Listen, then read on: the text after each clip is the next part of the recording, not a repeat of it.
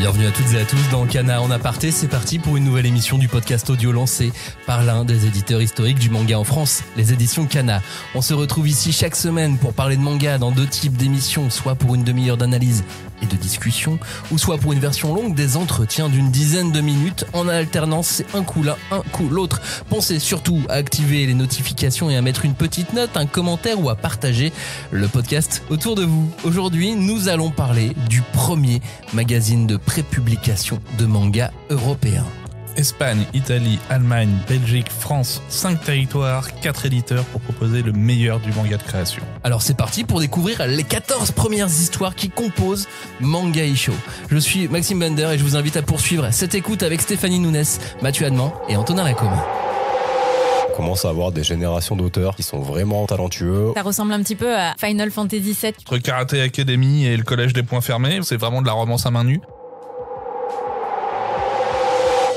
Pour nous éclairer aujourd'hui, Antonin Lacombe, journaliste spécialisé BD, comics et manga, notamment pour les magazines Manga Kids, Japan Live ou Japan Max. Salut Antonin. Salut à tous. Mathieu Adman, chef de produit marketing aux éditions Kana, est également avec nous. Salut Mathieu. Salut la team. Et enfin Stéphanie Nunes, directrice de la communication des éditions Kana. Salut Stéphanie. Hello tout le monde. Alors Manga Isho, expliquez-nous, qu'est-ce que c'est? Un magazine de prépublication de manga? Ok, mais encore Européen. C'est ça qui est fort.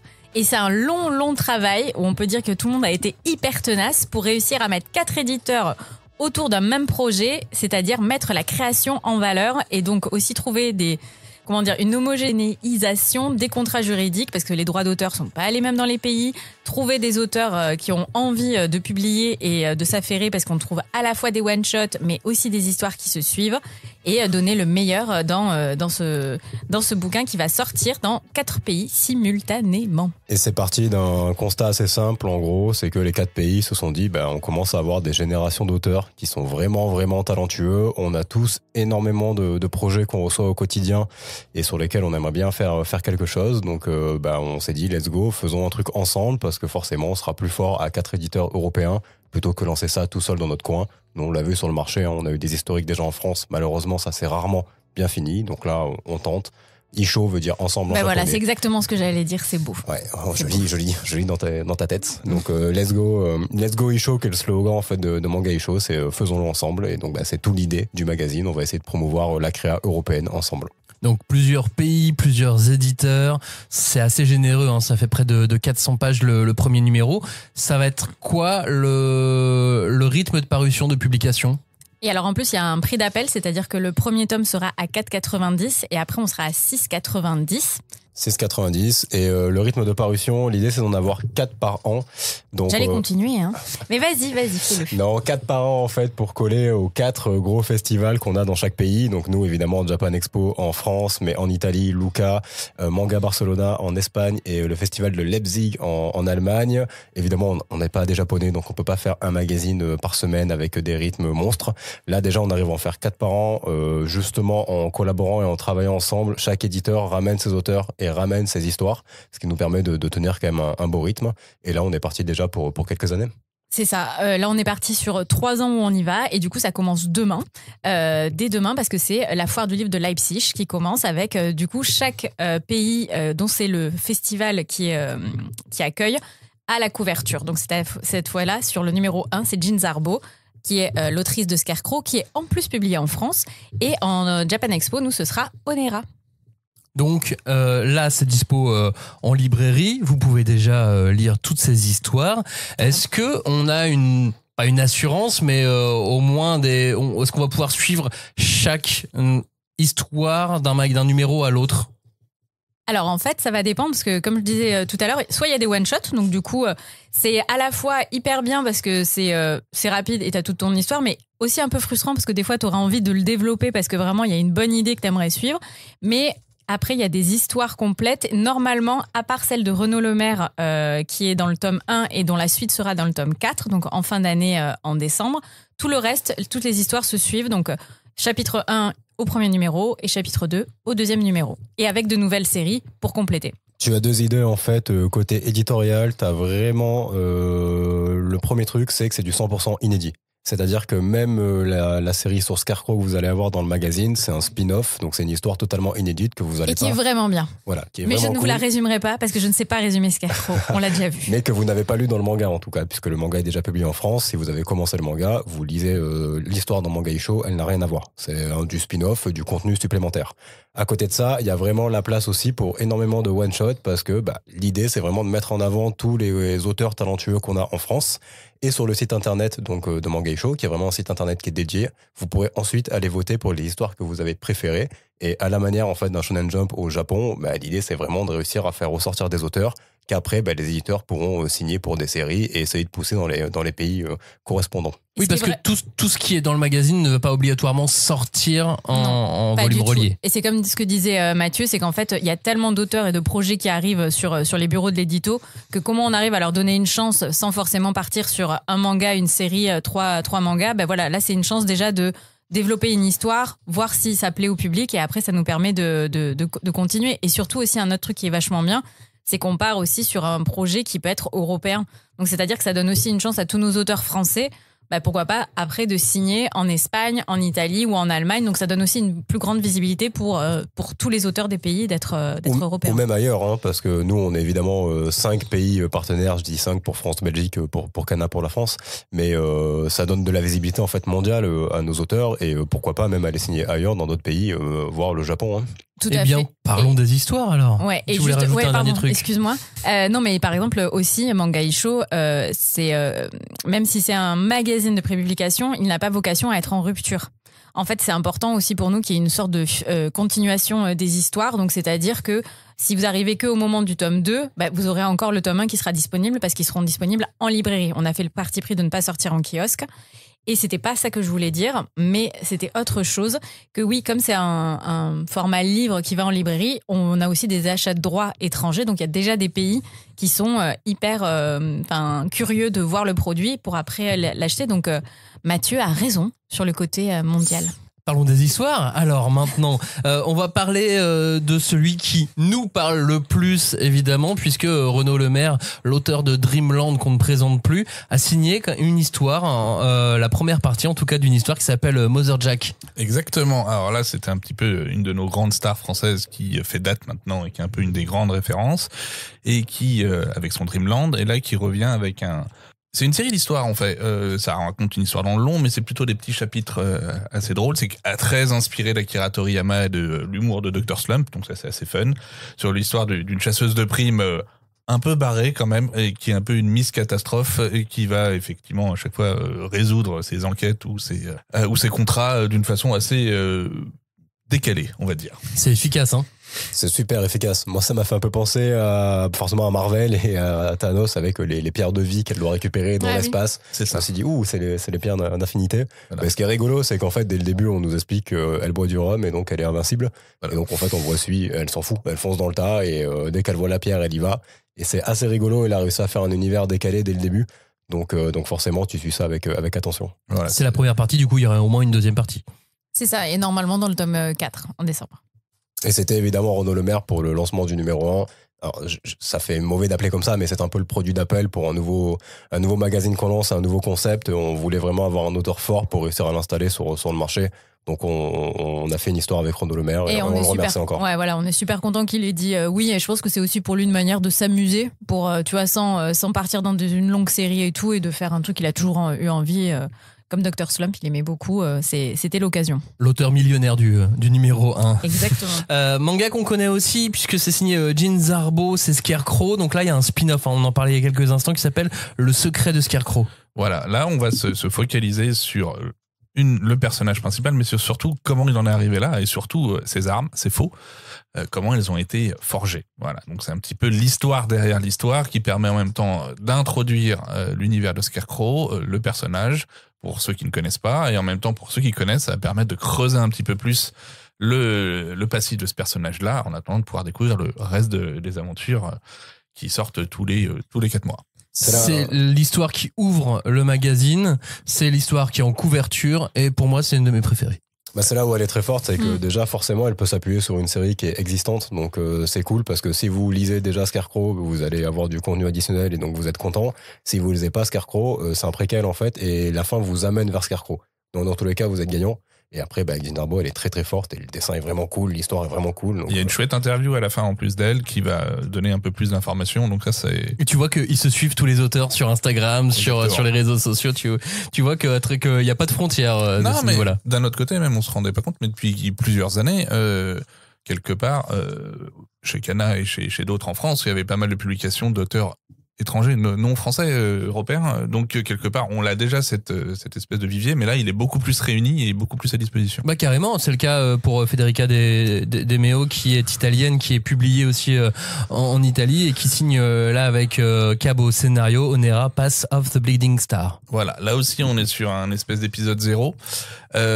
Donc là, on est sur cette série où tous nos cauchemars deviennent réalité, hein, voilà, dans cette espèce de monde fantastique. On arrive là sur le passé d'un personnage assez clé du manga, qui lui aussi va vivre un véritable enfer, un véritable cauchemar en voyant toute sa famille massacrée, et en plus il va avoir la double peine, à savoir qu'en plus il va être formé par les assassins de ses parents. Voilà. Même effet que Scarecrow, hein. Soit tu connais déjà Onera et t'es content, soit tu connaissais pas Onera mais du coup t'as envie de lire Onera après. Oui. Et puis c'est vraiment assez muet. La première partie, c'est quasiment 2 chapitres, c'est une histoire assez longue et quasiment muette. Ouais, c'est ça en fait, c'est qu'elle est très forte, Federica, pour le découpage, pour montrer l'action. Enfin, c'est d'une beauté son trait. Je trouve vraiment qu'elle s'est vraiment encore plus améliorée que par rapport à Onera Tome 1. Donc c'est du petit lait que tu regardes et t'as envie de savoir la suite, parce que là on est sur un chapitre 1 et voir pourquoi, enfin, ça donne une sorte de contenance à Saladin quand on le rencontre dans Onera. Mais voilà, j'ai très hâte de voir la suite parce que c'est magnifique. Et côté rigolo en plus pour Onera, c'est qu'on est sur une dessinatrice italienne, un scénariste français. Dans l'idée, c'était un peu déjà les prémices de Manga Show. C'est vrai. Allons maintenant sur des titres qui ont aussi une certaine richesse graphique, puisque là, les premiers dont on a parlé, c'est soit des choses qui ont été éditées, qui sont des spin-offs, ou soit un auteur comme Renaud Lemaire qui est la tête d'affiche du magazine. Mais là, on va arriver sur des récits que vous connaissez beaucoup moins. Par exemple, Here Come the Jellyfish de Matteo Filippi et Saspi. Alors là, on est complètement dans un Sentai pop. Alors c'est vraiment avec un style très très rond et dynamique, sur un collégien qui documente et qui filme l'invasion de son collège par des extraterrestres. Voilà, mais personne ne le croit. Et lui va percer un petit peu ce mystère à jour et ces espèces de drôles de méduses extraterrestres qui ont pris le pouvoir dans son collège, et à partir de là, il va rentrer en réaction, il va trouver des dissidents, et là, ça va partir en cacahuète. Il y a des choses classiques, puis il y a des choses hors normes comme ça. C'est ça, c'est clairement la série barrée du magazine avec un humour basique. Ouais, voilà, mais qui fonctionne sur moi. En tant que grand fan de Gintama, forcément, ça a fait mouche direct. Donc je peux que vous la conseiller, et j'ai très très hâte de voir ce qu'ils vont faire par la suite. Il y a un côté Keroro dedans aussi, avec cette espèce de un peu loufoque. Clairement oui, c'est tout le second degré en fait, et l'humour bof entre guillemets qui saute aux yeux, mais qui marche très bien quoi. Et avec le dessin. C'est pour ça, c'est l'humour bof. Moi ça m'a pas trop eu. Je suis pas trop rentré dedans encore. Autre titre que l'on retrouve dans ce magazine, Running Free par Dominique Gell. Là il est question de parcours. Exactement. Alors là, c'est 2 salles, 2 ambiances. Là, on est dans un très, très réaliste. Dans un monde un peu post-apocalyptique où toutes les denrées alimentaires sont très rares, et lui en vole une, et donc se fait courser par la police. Et tout le chapitre, c'est une course-poursuite. Avec des cadrages à la Murata dans tous les sens, une bonne gestion de la dynamique et autres. C'est vraiment assez intense. Très série télé dans l'esprit. Ouais, très série télé, et surtout vraiment, il nous tient en haleine à la dernière case, parce qu'en fait, il a une mission il vole le lait, il a une mission et on ne sait pas pourquoi. Enfin, mais on sait qu'il doit vraiment le faire, et là, ça s'arrête pile. C'est vraiment super bien fait en mode cliffhanger. Et c'est là où tu vois la différence de structure en fait entre les différents auteurs. C'est que lui, comme il a justement une série, tout le chapitre 1 est très très très introductif. Là où les autres qui font des one-shots doivent avancer beaucoup plus vite en fait dans le magazine et dans le développement. Donc là pour le coup celui-ci on est vraiment sur une vraie introduction, et on verra ce qui se passera dans le chapitre 2. Direction l'Égypte avec un one-shot qui s'appelle Black Sound de Drawil. Alors là on est dans un monde papyrus 2e génération, voire même 5e génération pour ceux qui ne connaissent pas Papyrus. Là effectivement, dans l'Égypte antique, effectivement, on a des démons, on a des sacrifices, on a des esclaves, et on a des héros qui viennent un petit peu libérer tout ça. C'est assez novateur. Il n'y a pas beaucoup de mangas qui sont autour de la thématique égyptienne. On a Imhotep ou on a des plus classiques comme Reine d'Égypte. Reine d'Égypte et autres comme ça. Mais là, vraiment, ça punch bien. Et 20 pages, histoire complète, et très honnêtement, très très fort l'auteur parce qu'il arrive à nous donner tout, tout le contexte, toute la narration. On arrive à s'attacher au personnage en 20 pages et à vraiment à ressentir des choses. Moi, j'ai trouvé ça vraiment nickel et limite un peu déçu que ce soit qu'un one shot, quoi. Très maîtrisé graphiquement. Il a vraiment des bonnes mimiques, des très bons chara-design. Il se démarque. Ah oui, tu sens que ça peut aller sur une série sans souci du côté de Black Sand. Moi, je voudrais bien en voir plus graphiquement, honnêtement. Moi aussi. Qu'est-ce qu'on a d'autre? La fille qui m'a fait exister de Matteo Bussola et Fausto Chiodini. Alors là, c'est vraiment on rentre dans une romance urbaine, voilà, avec un jeune qui est un petit peu paumé, qui est en rupture avec ses parents, qui est un petit peu en pause dans sa vie et autres, qui a une vie un peu plan-plan et qui s'embête un peu, mais qui a pas envie qui a pas d'attente. Et là, d'un coup, il est juste livreur et autres. Et une jeune fille dans la rue perd un bijou et là, il va enfin se trouver un sens dans sa vie. Il va lui dire voilà, là, je vais tout mettre pour aller lui rendre son bijou. Et c'est pareil, un peu comme le parcours en fait. C'est toute une espèce de course-poursuite, mais d'un coup, là où au départ l'action est très lente et très posée, comme ce personnage qui végète, d'un coup, et là, il va se découvrir. Et à partir de là, ça va partir à fond les caisses. Ouais, c'est un moment de vie en fait. Il raconte vraiment un moment de vie où tu vois l'introduction, c'est là où finalement t'as le plus de texte parce qu'on t'explique la situation et le fait que le mec, il est paumé dans la vie. Et, il sent qu'il déçoit ses parents, il sent qu'il se déçoit lui-même. Et après, il va voir l'éclair en voyant juste la fille de loin. Et tu vas voir ce qui se passe. En fait, c'est ni plus ni moins que l'illustration du coup de foudre en fait que tu peux avoir. Et ça termine sur une fin assez sympa en plus. Donc mais même en même temps, plus que le coup de foudre aussi, il va se donner un coup de fouet dans la vie. Il y a un côté un peu assez poétique à la Jiro Taniguchi aussi en même temps. Il a un trait assez réaliste aussi dans sa façon de dessiner. Et c'est vraiment très subtil. Et comme s'il démarrait la vie maintenant en fait, quoi. Voilà. C'est là où il y va, il se lance et let's go, quoi. On vous l'a dit au début d'émission, mais ce projet est donc un projet européen. Donc je vous propose d'aller voir comment ça se passe le manga dans un autre pays d'Europe. Direction l'Italie et cette très chouette région d'Ombrie pour retrouver David Ecacci, publishing manager aux éditions Star Comics.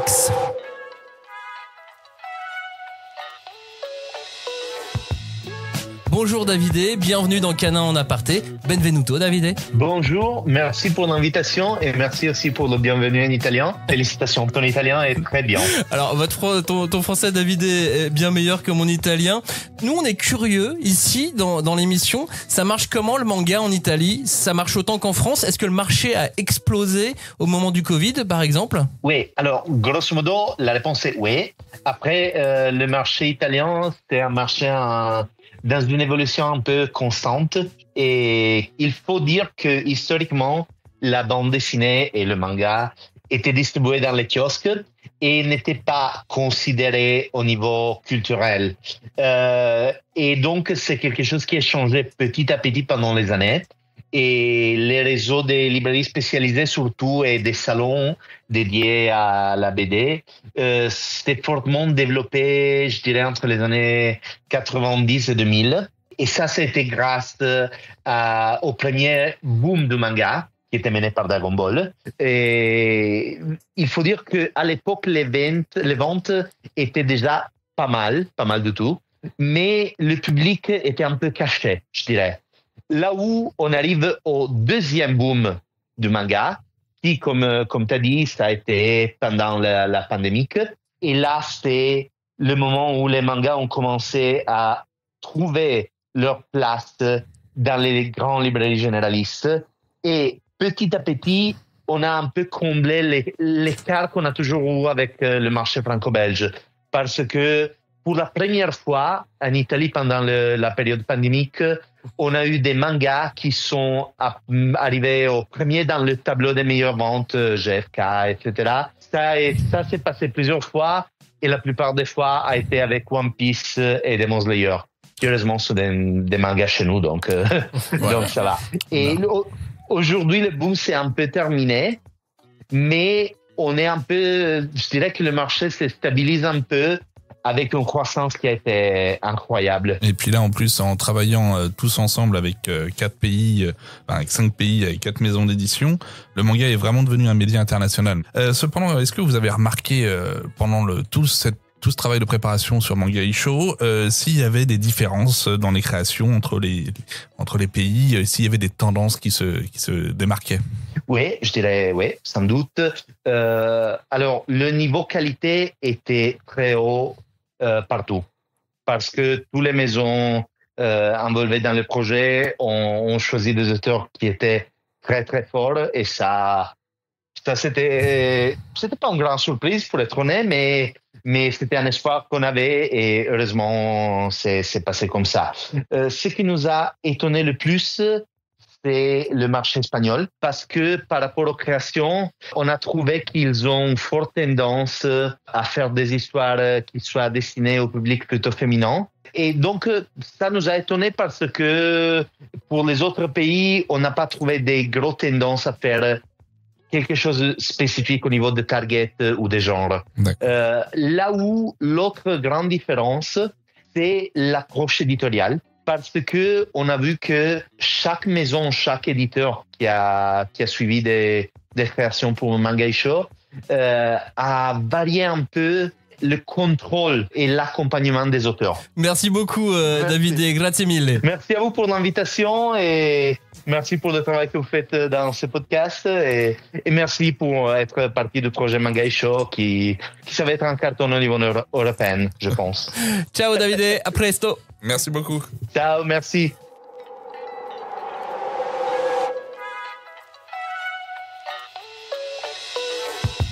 À retrouver la version longue de cet aparté la semaine prochaine. Revenons maintenant à toutes nos histoires de ce premier numéro de Manga Isho avec notamment Next Stop Afterlife par Sarutaka. Là, on se plonge en pleine ambiance de Kenji Miyazawa pour Train de nuit dans la Voie lactée, ce qui a inspiré plus tard le Galaxy Express 999. En gros, c'est le train qui vous amène dans l'au-delà, une fois que vous êtes mort. Alors déjà, il faut récuser le choc et autres. Et dans ce train-là, eh ben, il y a ceux qui quittent la vie et ceux qui potentiellement peuvent gagner le droit à la vie, ceux qui travaillent là, les démons ou des anges, et qui vont se retrouver un petit peu chacun à un croisement de leur vie. Et à chacun échanger un petit peu les expériences de ce qu'ils ont vécu ou de ce qu'ils voudraient vivre. Voilà. C'est une histoire courte, très impressionnante, honnêtement. Le dessin est magnifique. En fait, il tranche vraiment.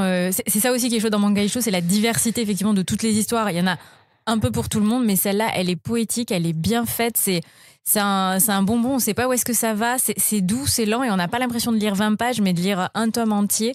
C'est vraiment très bien fait. C'est mon coup de cœur, moi, sur ce premier tome. Il y a tout, hein. Baston, histoire, amour, c'est humour. Ah, pas dans cette histoire. Joseille. Non, mais pas dans cette histoire, mais globalement dans le magazine.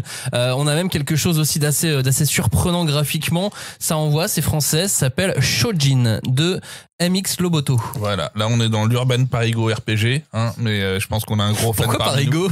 Mais ça se passe à Paris. Oui. Il est dans le lycée Victor Hugo, quoi. Et c'est vraiment graphiquement super cool. Moi, c'est l'histoire qui m'a direct tapé dans l'œil parce que c'est assez particulier. Hein. Alors, MX Loboto, on connaît pas parce que c'est un pseudo, donc on ne sait pas du tout qui est le monsieur ou la madame derrière. Mais en tout cas, l'histoire est vraiment cool. Vous allez suivre du coup un jeune homme où dans une école, ils ont tous ce qu'on appelle les djinns, en fait. Et les djinns, vous pouvez les nourrir avec des bons points scolaires, entre guillemets. Donc, si vous écoutez les professeurs et même si vous faites des compliments aux professeurs, vous allez gagner des bons points pour nourrir les djinns, etc. Sauf que lui, le héros, il a décidé de ne pas du tout nourrir son djinn, donc il fait pas du tout partie du système. Et évidemment, là, pour le moment, c'est le chapitre 1, mais on va essayer de comprendre pourquoi il fait pas ça et comment ça se fait que son djinn est quand même assez fort alors qu'il suit pas le système. Voilà. Tu sais à quoi ça m'a fait penser, moi, au début? Comme ça, au premier abord, hein, alors que l'histoire ne suit pas, mais c'est Gachakuta. Ah, dans le graphisme, ouais, il y a grave un truc. En fait, le héros a la même coiffure. Donc, je vois totalement ce que tu veux dire. Ouais. Mais du coup, j'ai vu ça en tête directement. C'est très stylé graphiquement. On est en plus, il y a une espèce de côté un peu Pokémon, puisque chacun va développer son djinn. Il aura un petit peu une particularité. On peut le customiser et tout, en plus. Il y a un côté en même temps un peu, c'est les stands de Jojo aussi. Ouais, c'est ça. On est entre le stand et le Pokémon, quoi. Voilà, on a ça. Et il y a un côté aussi Persona, voilà, où c'est une apparence sociale et c'est le masque social qu'on fait apparaître. C'est trois marques de valeur, hein, déjà. Là. Ouais, voilà. Un peu d'humour aussi avec un manga qui s'appelle Kenshiro, une histoire qui s'appelle Kenshiro de Sisawa Miran. Là, on est vraiment dans quelque chose de super frais. Complètement. Alors là, on est entre Karaté Academy et le collège des poings fermés. Voilà, c'est vraiment de la romance à main nue. Un petit jeune qui a deux grands frères jumeaux qui sont des stars des arts martiaux et des films d'arts martiaux. Et dont un qui s'appelle Brandon Lee, ça ne s'invente pas. l'autre qui s'appelle Jet, je pense, hein, voilà. Non, c'est lui, c'est le héros qui c'est s'appelle le héros, Jet. voilà. Et donc là, lui débarque dans un collège au Japon, il est d'origine chinoise, et d'un coup, il se dit bon bah voilà, moi faut que j'existe maintenant parce que dans l'ombre de mes frères, ça commence à me saouler. Et sauf que pas de bol, dans son lycée, et il y a la fille du plus grand guerrier d'arts martiaux qui est là et qui met tout le monde à l'amende. Et on est vraiment dans une espèce d'ambiance à la Ranma 1,5. C'est exactement ça, hein. C'est vraiment grosse vibe Ranma. Oui, parce qu'il y a de la romance. Ouais. Romance, puis t'as les deux qui se fight en plus tout le temps. Enfin voilà, on comprend très vite en fait à la fin du premier chapitre que la fille en fait est plus forte que lui et est très forte. Mais en fait ne fait ça que pour avoir son attention parce qu'elle est amoureuse de lui, alors que lui il est vraiment dans une vibe, c'est ma rivale, faut que je la batte, je ne vis que pour ça, j'ai la pression sociale de mes frères.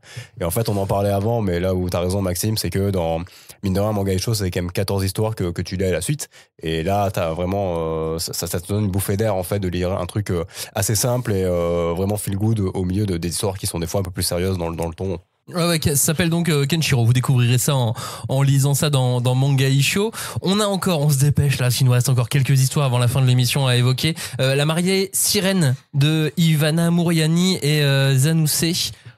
Ah, c'est dur, mais ça envoie. Hein. Ah, c'est un bon drame. C'est vraiment comme un conte, pas morbide, mais juste un conte, comme tous les contes sont un peu morbides si on les reprend au départ. Où là, effectivement, il y a une jeune fille qui se fait abuser quand elle revient vers son mari qui revient de son voyage où elle l'attendait désespérément. Et là, le mari, au lieu de dire ma pauvre chérie, je vais te venger, non, en fait, il la jette à la mer, quoi. Exactement, c'est un peu ça. Et donc les créatures de la mer lui disent écoute, si tu veux vivre, il va falloir donner la mort. Voilà. Mais n'en dis pas plus, ne spoil pas la fin de l'histoire non Après, plus. ça aurait pu être un one shot en fait. Moi, Ça aurait pu, et en même temps, j'ai trop envie de savoir ce qui va se passer après. Ouais. Et le dessin est vraiment très très beau. C'est très beau. Bah, on a tous envie de voir le mari se faire bouffer du coup finalement. Enfin, on sait ce qui va se passer quoi. Moi j'ai hâte aussi. Ah, tu vois qu'il va. Il est marin. T'as raison. Il est marin. Vengeance comme dans Kagurabachi, vengeance. Ouais, mais est-ce qu'elle est pas trop pure? Bah non, je pense pas. On verra dans le numéro 2 ou 3. Et puis quelques histoires courtes pour terminer. Blood Monster de X-Green. Blood Monster, donc du coup on est sur un truc assez gothique. Boys Love, c'est quand même notre deuxième Boy Love chez Kana finalement via Manga Isho, où c'est à la fois gothique, histoire de vampire, une romance, tout ça en one shot, très très beau, très très chargé dans l'ambiance vraiment pour montrer que voilà, il y a du désespoir, il y a une envie de renaître. Est-ce que je vais périr avec lui? C'est un amour contrarié. Hein, voilà, exactement. Et mais c'est, enfin voilà, c'est, je vais pas vous dire s'il meurt ou pas, hein, parce que il y a plus d'attrait, mais c'est très bien fait. Lui est nécromancien, lui l'autre entre guillemets, il est voué au sacrifice. Et comment est-ce que là-dedans on crée une histoire d'amour. Exactement. Ça s'appelle donc Blood Monster. Vous découvrirez ça dans ce premier numéro de Manga Isho. On a encore, allez, pour finir, un petit mot sur Shut Down With Me de Kari. Là, on file en plein post-apo écolo. Voilà, c'est cette espèce de monde où les robots ont pris le dessus. Et là, on a un groupe d'humains qui leur quête, ça va être effectivement de semer des graines. Voilà. Donc ils vont c'est un espèce d'univers à la Otomo et autres, mais Otomo Akira deuxième partie avec une Otokuyo complètement ruinée et autres, et ils partent refleurir le monde quoi. Ouais, moi j'aurais rajouté que ça ressemble un petit peu à un peu comme Final Fantasy VII, tu vois, où à un moment la Materia elle est là pour redonner la vie et tout à la Terre qui est vraiment salie et tout ça. Je trouve que ça aurait mérité d'être un peu plus long pour un peu mieux explorer tous les personnages et tout ça. On sent là la contrainte du 20 pages, mais voilà, Final.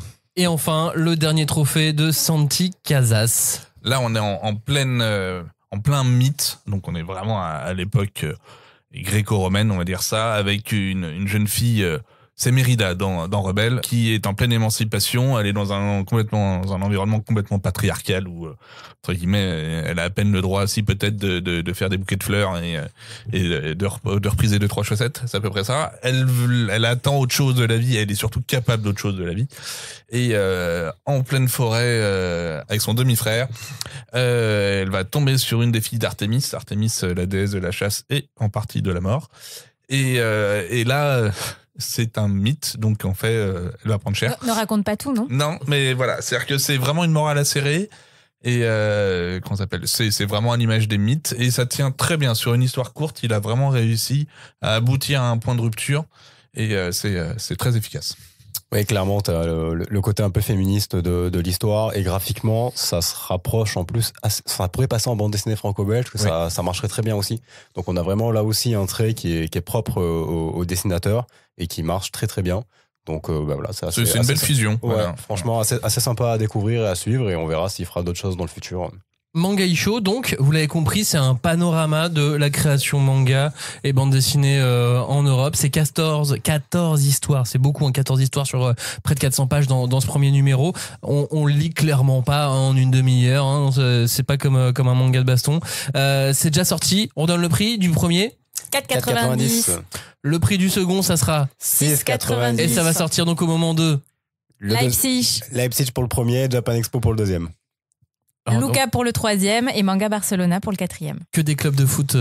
Exactement. Enfin, sauf Luca où ça va moins bien en ce moment. Mais bref. C'est terrible. Ça se trouve où? Librairie, kiosque? En librairie uniquement, mais dans toutes vos librairies, réseaux et tout ça. Et surtout, n'oubliez pas d'aller voter une fois que vous avez lu pour vos histoires que vous préférez. Et pas de panique, il y a des réimpressions. Si vous loupez le tome 1 sera toujours disponible quoi qu'il arrive. Donc vous pouvez toujours commencer les Auprès histoires de votre qui seront... libraire. Et à la Exactement. fin du tome 1, vous avez même une page spéciale pour faire une dédicace. Donc allez dans les festivals, les auteurs seront là. Et donc, Manga Isho, pour voter, ça sera sur le site internet mangaisho.com. Comme on écrit Manga Isho, manga comme un manga, Isho, I2SHO.com. T'as Merci tout dit. de nous avoir écoutés. Merci d'avoir participé à cette émission autour de cette table. N'oubliez pas, hein, commentaire, une note ou des petites étoiles, c'est toujours sympathique. Et n'oubliez pas de vous abonner à l'émission. Merci de nous avoir écoutés. Salut à tous. Au revoir tout le monde. Salut la Let's team. go Isho!